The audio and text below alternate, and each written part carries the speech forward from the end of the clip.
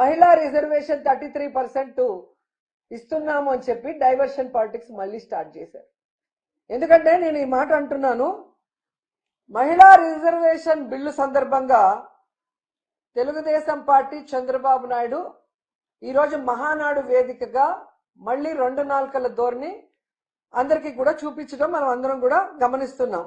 ఎందుకంటే పార్లమెంట్లో మహిళా బిల్లు పాస్ అవుతుందని మొన్న మహిళా బిల్లుని ప్రవేశపెట్టిన సమయంలో డీలిమిటేషన్ పేరుతో కాంగ్రెస్ పార్టీ ఆ మహిళా రిజర్వేషన్ ని అడ్డుకున్నప్పుడు ఆ పార్లమెంట్ లో మహిళా రిజర్వేషన్ అడ్డుకున్న కాంగ్రెస్ నాయకుడితో మన టీడీపీ వాళ్ళు బ్రేక్ఫాస్ట్లు, లంచ్లు, డిన్నర్లు చేసిన మహిళా ద్రోహులు కాదా అని అడుగుతున్నాను.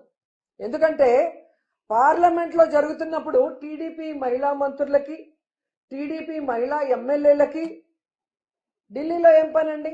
తెగ హడావిడి చేశారు. అందరూ ఏమనుకున్నారు? ఓహో, మహిళా బిల్లు స్వాగతించడానికి వెళ్ళారేమో ఢిల్లీకి, ఒకవేళ మహిళా బిల్లు అక్కడ ఓకే అయితే సంబరాలు చేసుకోవడానికి వెళ్ళారేమో అని అందరూ కూడా అనుకున్నారు.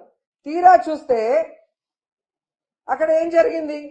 మహిళా బిల్లును దగ్గరుండి ఓడించిన కాంగ్రెస్ సీఎం రేవంత్ రెడ్డి గారితో మన మహిళా టీడీపీ మంత్రులు, ఎమ్మెల్యేలు ఏ విధంగా చిరునవ్వులు చిందిస్తూ వారి ఇంటిలో ఫోటోలు తీసుకున్నారు, వాటితో బ్రేక్ఫాస్ట్ చేశారు మనం చూసాం.